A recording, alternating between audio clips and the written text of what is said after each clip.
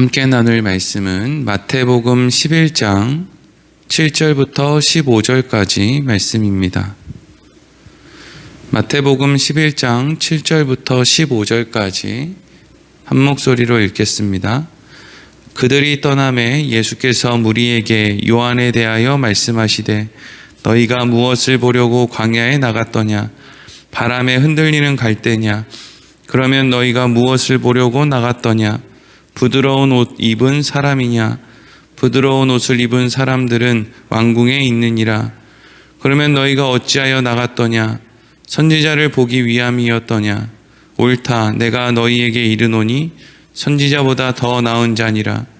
기록된 바 보라, 내가 내 사자를 내 앞에 보내노니 그가 내 길을 내 앞에 준비하리라 하신 것이 이 사람에 대한 말씀이니라. 내가 진실로 너희에게 말하노니 여자가 낳은 자 중에 세례 요한보다 큰 이가 일어남이 없도다. 그러나 천국에서는 극히 작은 자라도 그보다 크니라. 세례 요한의 때부터 지금까지 천국은 침노를 당하나니 침노하는 자는 빼앗느니라. 모든 선지자와 율법이 예언한 것은 요한까지니 만일 너희가 즐겨 받을진대 오리라 한 엘리야가 곧 이 사람이니라. 귀 있는 자는 들을지어다. 아멘. 오늘은 세례 요한보다 큰 사람이라는 제목으로 말씀을 나누도록 하겠습니다. 예수님께서 제자들을 이스라엘 각 고을로 파송하신 이후에 감옥에 갇혀있는 세례 요한이 어떤 질문을 가지고 자신의 제자들을 예수님께로 보냈습니다. 예수님에게 이 땅에 오신 메시아가 당신입니까? 아니면 다른 분을 우리가 기다려야 되겠습니까? 라고 물었고, 그 질문 안에는 예수님도 메시아로 그렇게 보이지 않고 또 우리도 메시아가 오셨는데 그에 반응하는 모습이 보이지 않으니까 이거 이래가지고 이거 무슨 일이 있겠습니까? 일어나겠습니까? 이런 어떤 의미를 담고 있는 거죠. 지금 세례 요한의 마음속에는 그래도 내가 헤롯을 정죄해서 회개시키고 그래서 내가 이스라엘 백성들 세례도 많이 주고 회개를 선포하고 그들의 마음을 어쨌든지 움직여서 하나님께로 돌이키고 그래서 그러한 일을 통해서 메시아께서 이 땅에 오셔서 해야 될 일을 할 수 있도록 내가 도와줘야지 라고 하는 어떤 자기 세례 요한 개인의 어떤 행동에 대한 그러한 생각이 있었다는 거예요. 근데 그 일에 대해서, 그 질문에 대해서 예수님이 뭐라고 말씀하십니까? 예수님께서 세례 요한의 제자들에게 너희들이 본 것을 가서 전해라. 눈 못 보는 자들이 보게 되고 또 나병 환자가 낫게 되고 말 못하는 사람이 말하게 되고 이런 이야기, 불가능한 일들, 도무지 기대할 수 없는 일들, 누군가가 도와준다고 되는 일이 아니라 애초부터 이건 일어날 수 없는 일들이 지금 일어나고 있다라는 것을 세례 요한에게 가르쳐줘라. 이게 이제 예수님의 대답이었어요. 그럼 예수님은 세례 요한한테 뭘 얘기하고 싶은 거예요? 네가 열심히 한다고 되는 게 아니라 이건 내가 해야 되는 일이다. 네가 나를 도울 수 있는 일이 아니라 이건 내가 죽어야 되는 일이다. 그러니까 너는 그 마음의 부담을 벗어버리고 예수를 믿어라. 예수를 믿어라. 아마 이 이야기를 감옥에 있는 세례 요한이 듣고 분명히 하나님께서는 세례 요한에게 지금 예수님께서 하신 말씀이 무엇을 의미하는지를 가르쳐 주셨을 거예요. 가르쳐 주지 않았을 리가 없어요. 왜? 세례 요한은 예수님이 메시아라는 것을 알고 있었고 성령이 예수님과 함께하는 것도 다 알고 있었기 때문에 그걸 모를 리가 없어요. 아마 그 이야기를 듣고 세례 요한은 감옥 안에서 환호성을 질렀을 거예요. 와, 내가 하는 게 아니구나. 내가 이리 뛰고 저리 뛴다고 되는 게 아니구나. 하나님이 하셔야 되는 거구나. 야, 그런 거였구나. 그러니까 여러분, 이게 우리의 힘으로 뭔가를 한다. 저 사람을 설득해서 내가 뭔가를 한다. 이걸 조금 더 구체적으로 내가 내 아내나 남편이나 자녀를 설득해서 예수를 전한다 라고 하는 열심이 강해지면 강해질수록 복음이 전해지는 게 아니고요, 미움과 원망만 생겨요. 이게 여러분 무서운 거라고요. 세례 요한이 감옥 안에 있으면서 미움과 원망이 가득했을 거예요. 저 헤롯은 왜 졌다고밖에 못할까? 왜 여동생이 남동생의 아내를 왜 뺏어가지고 저 난리를 칠까? 아니 내가 세례 준 사람들 다 어디 갔나? 아마 속이 뒤집어졌을 거예요. 근데 세례 요한이 그때 예수님의 말을 듣고 아마 생각했을 거예요. 아, 그래서 예수님이 온 거구나. 그래서 하나님의 아들이 이 세상에 올 수밖에 없었구나. 우리의 열심히 만들어내는 건 미움과 원망밖에 없으니, 야, 그래서 이 땅에 예수님이 오신 거구나. 그래서 자, 7절에서 9절 예수님이 이어서 이렇게 말씀하시는 거예요. 읽겠습니다. 시작. 그들이 떠나매 예수께서 무리에게 요한에 대하여 말씀하시되 너희가 무엇을 보려고 광야에 나갔더냐? 바람에 흔들리는 갈대냐? 그러면 너희가 무엇을 보려고 나갔더냐? 부드러운 옷 입은 사람이냐? 부드러운 옷을 입은 사람들은 왕궁에 있느니라. 그러면 너희가 어찌하여 나갔더냐? 선지자를 보기 위함이었더냐?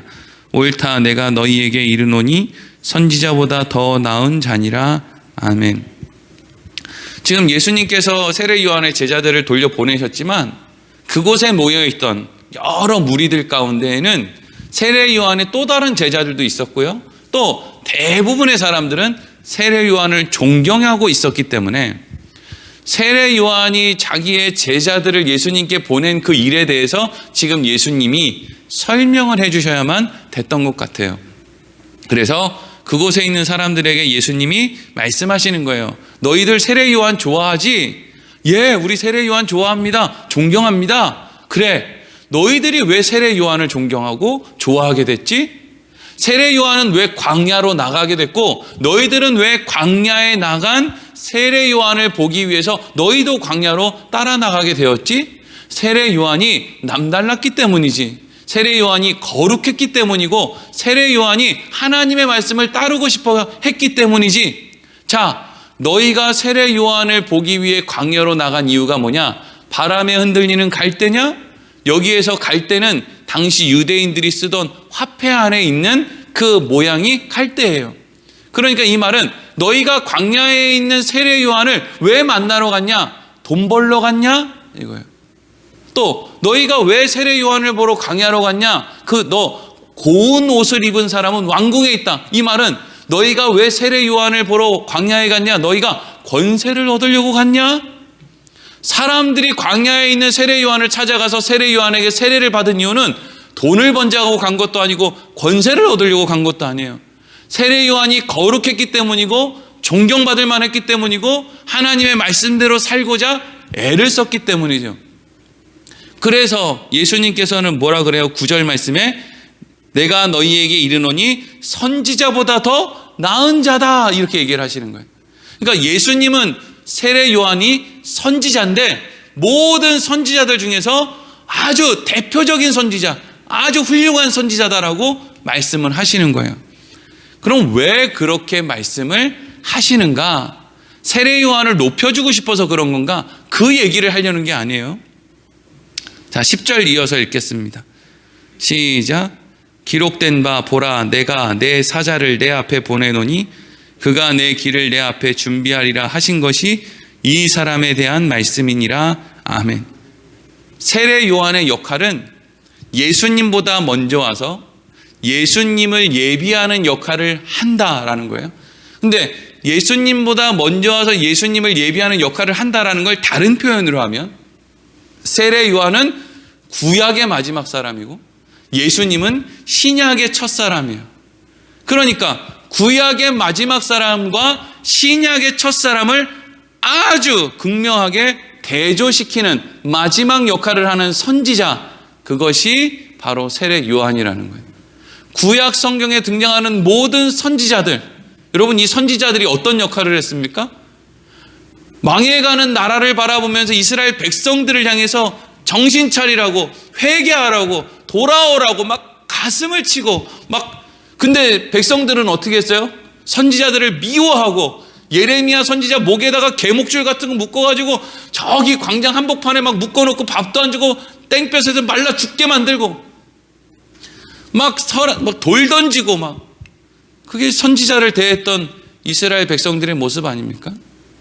그러니까 선지자들의 핵심은 최선을 다해서 하나님의 말씀을 애를 쓰고 전했으나 백성들은 하나도 듣지 않았다는 거예요. 그래서 지금 세례 요한도 지금 뭐 하고 있어요? 백성들에게, 헤롯 왕에게 정신 차리라고, 회개하라고, 주님이 오셨다고 열심히 전하는데 사람들이 들어요, 안 들어요? 안 듣는다는 거예요. 이게 마지막으로 예수님 앞에서 지금 예수님의 길을 준비하는 거예요. 예수님이 왜 이 땅에 오셔야만 됐는지를 세례 요한이 아주 중요한 그 부분을 보여주고 있는 것이죠. 그래서 또 11절 말씀이 이렇게 이어집니다. 시작. 내가 진실로 너희에게 말하노니 여자가 낳은 자 중에 세례 요한보다 큰 이가 일어남이 없도다. 그러나 천국에서는 극히 작은 자라도 그보다 크니라. 아멘. 이 얘기를 하고 싶으셔서 앞에 세례 요한에 대해서 이렇게 말씀하신 거예요. 세례 요한 훌륭하지, 광야에서 살면서 존경받을 만하지, 하나님 말씀대로 살려고 했지, 너희들에게 회개를 선포하고 또 세례도 주고 많은 사람들에게 본이 되었지. 그런데 내가 너희들에게 분명히 말하는데 여자가 낳은 자 중에 세례 요한보다 더 훌륭한 사람은 없어. 세례 요한은 모든 인간의 열심과 열정을 가진 인간의 최고봉이야. 이렇게 얘기하는 거예요. 근데 열심과 열정을 가진 인간의 최고봉이었던 세례 요한이 성공했어요? 실패했어요? 실패했다고요. 지금 감옥에 갇혀서 몇 살 되지도 않는 여자아이의 요구에 따라서 목 잘려서 쟁반위에 목이 올라가게 생겼어요. 이게 세상이 선지자를 바라보는 태도예요. 암만 내가 열심히 하고 암만 내가 진심을 가지고 사람들에게 나아가도 내 남편도 내 아내도 내 자식도 내 마음을 몰라주는 거, 그게 여러분 인간의 한계라고요. 그래서 예수님이 이어서 뭐라고 얘기해요? 그런데 여자가 낳은 자 중에 세례 요한이 가장 큰 자지만 천국에 들어가게 된 사람, 다른 말로 하면 하나님의 은혜를 입은 사람, 또 다른 말로 하면 예수를 믿게 된 사람들은 아무리 작은 자라도 누구보다 크다고요? 세례 요한보다 크다, 이렇게 얘기하죠. 그러니까 인간의 열심이 아무리 대단하고 인간의 지혜가 아무리 훌륭하고 인간들이 뭔가를 해보겠다고 으쌰으쌰 아무리 애를 써도 하나님이 베푸시는 식탁에서 떨어지는 빵 부스러기만도 못한 은혜를 붙들고 하나님 나라의 자녀가 된 사람보다 못하다는 거예요. 이게 지금 예수님이 하고 싶은 이야기죠. 그러면 세례 요한의 삶, 선지자들의 삶, 구약의 역사는 그러면 다 헛수고였나? 아니요. 12절 읽겠습니다. 시작. 세례 요한의 때부터 지금까지 천국은 침노를 당하다니 침노하는 자는 빼앗느니라. 아멘. 천국은 침노를 당한다. 하나님의 나라는 침노를 당한다. 그런데 침노하는 자는 빼앗는다. 이게 무슨 말이에요? 지금까지 무슨 얘기했어요? 천국 이야기, 선지자 이야기 했죠. 지금까지 선지자 이야기. 선지자들은 사람들에게 뭘 어떻게 했어요? 하나님의 나라가 있습니다. 하나님의 말씀대로 살아야 됩니다. 회개해야 됩니다. 정신 차려야 됩니다. 백성들 회개하고 하나님께로 돌아갑시다. 이게 여러분 뭐예요? 천국을 침노하는 거예요. 하나님께로 돌아갑시다 이거죠. 근데 성공했다고 했어요? 실패했다고 했어요? 실패했다고요. 여러분 신앙생활 열심히 하세요. 그러면 열심히 신앙생활하는 여러분들의 마음에 내 힘으로 할 수 없다라는 중요한 교훈 하나가 딱 남을 거예요. 그거 안 남아본 사람들이 자꾸 열심히 얘기하는 거예요. 진짜 열심히 해본 사람은요, 내가 열심히 하면 내 안에 미움밖에 안 생기는구나, 요 답이 있어야 돼요. 미움, 원망, 시기, 질투, 남 탓, 이게 여러분 열심히 하면 할수록 쌓여요. 그래서 선지자들이 열심히 백성들을 변화시키기 위해서 애를 썼더니 결국에는 그 끝이 뭐였다는 거예요? 실패였다는 거죠. 그러면 열심히 천국을, 하나님의 나라를 사모해서 침노를 했는데 결국에는 실패를 하고 나니까 이제는 뭐가 보여요? 내 실력으로는 안 되는구나. 그러고 나니까 어디로 걸어가요? 구약의 역사가 끝나고 예수 그리스도께로 걸어가는 거죠. 아, 내 힘으로 되는 게 없구나. 그러니까 이런 걸 안 해본 사람은 아이 뭐 때 돼서 내가 뭐 좀 열심히 해보면 되지 뭐. 아니 내가 뭐 그때 돼서 정신 차려서 뭐 좀 해보면 뭐 그때 되면 뭐가 좀 되지 않겠어? 그냥 막연한 그런 생각을 갖고 사는데 정말 말씀대로 살아보려고 사람들과의 관계 속에서 진짜 믿음으로 살아보려고 해본 사람은 어디로 가게 되느냐? 예수님 앞으로 가게 된다고요. 예수님, 제가 진짜 너무나 사랑해서 내 자녀들에게 복음을 전하려고 했는데 내가 아무리 좋은 걸 먹이고 좋은 말을 해주고 마음을 다해서 자녀들에게 그렇게 애를 쓰고 입히고 먹이고 헌신을 해도 저들이 하나님 앞에 나오지를 않아요. 그러면 그제서야 이제 어떻게 갑니까? 내가 여태까지 했던 내 열심, 내 정성, 이게 중요한 게 아니라 하나님의 은혜가 중요한 거구나 라는 자리로 가게 되는 거예요. 그게 천국은 침노를 당하나니 침노하는 자는 빼앗는다는 뜻이에요. 열심히 해본 사람만이 한계를 깨닫게 되고 그 한계를 깨닫는 사람만이 메시아이신 예수 앞으로 가게 된다는 거죠. 그리고 마지막으로 13절에서 15절 읽겠습니다. 시작. 모든 선지자와 율법이 예언한 것은 요한까지니 만일 너희가 즐겨 받을진대 오리라 한 엘리야가 곧 이 사람이니라. 귀 있는 자는 들을지어다. 아멘. 모든 선지자와 율법이 전한 것, 구약 성경은 세례 요한까지다. 하나님이 인간의 열심으로 아담과 하와가 뛰쳐나간 에덴 동산 이후의 역사를 통해서 그래, 그럼 너네가 하고 싶은 걸 한번 해봐라. 너희들의 열매가 무엇인지. 하나님이 아무리 좋은 양분을 줘도 인간 안에 있는 그 죄가 하나님과 떨어져 있기 때문에 만들어내지 못하는 그 선함이 하나님이 아무리 좋은 양분을 줘도 구약의 역사는 전부 실패밖에 되지 않았죠. 그게 모든 선지자와 율법이 예언한 것이 요한까지니 구약 성경의 역사는 결국 다 망했다. 실패했다.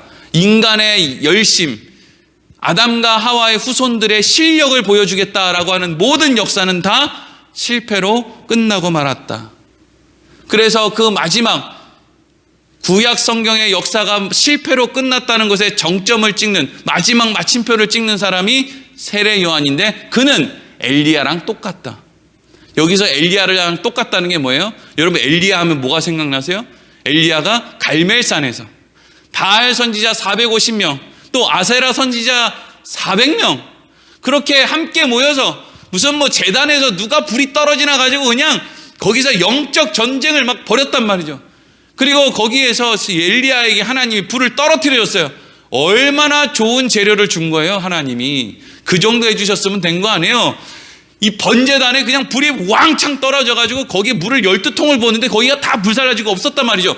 그런데 이 말씀의 핵심이 뭔지 아세요? 그리고 나서 이스라엘에 회개한 사람 하나도 없었더라. 그 현장에 있었던 사람들. 그래서 남을 원망하는 거는 할 줄 알았죠. 그래서 바알 선지자 450명을 끌고 가서 다 죽였어요. 근데 그렇게 다 죽이고 원망을 다 퍼붓고 나서 이스라엘 백성들이 변화됐습니까? 아니죠. 아직도 아합과 이세벨 사이에서. 그럼 왜 이스라엘 백성들은 아합과 이세벨 사이에서 그렇게 전전긍긍했는지 아세요? 그들이 돈을 잘 벌어다 줬거든요. 이스라엘의 역사는 가나안 땅에 있는 이방 민족을 쫓아내지 못한 것, 그리고 나쁜 왕들을 몰아내지 못한 것 중심에는 항상 뭐가 있냐면 저 가나안 땅에 있는 이방 민족들은 우리에게 돈 잘 벌어다 주는데 저 아합과 이세벨 저거 못돼 먹었고 하나님도 모르고 온갖 우상 섬기고 난리를 치는데 근데 저 사람들이 우리한테 돈 잘 벌어다 주는데 오늘날에도 누가 대통령이 되느냐에 대한 가장 큰 관심이 뭐예요? 누가 우리한테 돈 잘 벌어다 주느냐죠. 누가 더 도덕적이냐, 윤리적이냐, 뭐 이런 우리 다음 세대들에게 어떤 좋은 영향력을 주느냐 아무 관심이 없어요. 전부 어떤 놈이 되면 우리 호주머니 채워주는 거야. 이거 말고는 관심이 없는 거죠. 세례 요한이 엘리야라는 이유가 뭐예요? 사람이 하는 말 듣고 변화되지 않는다. 기적을 봐도 변화되지 않는다. 그럼 뭐가 사람을 변화시키는 거예요? 예수님이 십자가에서 죽으셔서 하나님과 우리와의 막힌 담이 허물어지고 그 담이 허물어졌기 때문에 성령이 우리 안에 들어와서 천국은 침노를 당하나니 침노하는 자는 빼앗는다는 게 이런 뜻이구나. 내 인생이 절망을 경험하고 결국 예수 그리스도 앞으로 나가야 된다는 게 이런 의미구나 라고 하는 것을 성령님이 가르쳐 주셔서 예수 그리스도를 주로 시인하게 될 때, 그때 우리가 하나님 나라의 백성이 되는 것이구나. 이걸 가르쳐 주는 게 예수님의 말씀이에요. 우리가 예수를 믿는 건 진심을 바꾸기 위함이지 눈 가리고 누가 아웅을 잘하나를 보게 확인하기 위함이 아니에요. 우리는 진짜를 위해 산다고요. 기도하겠습니다.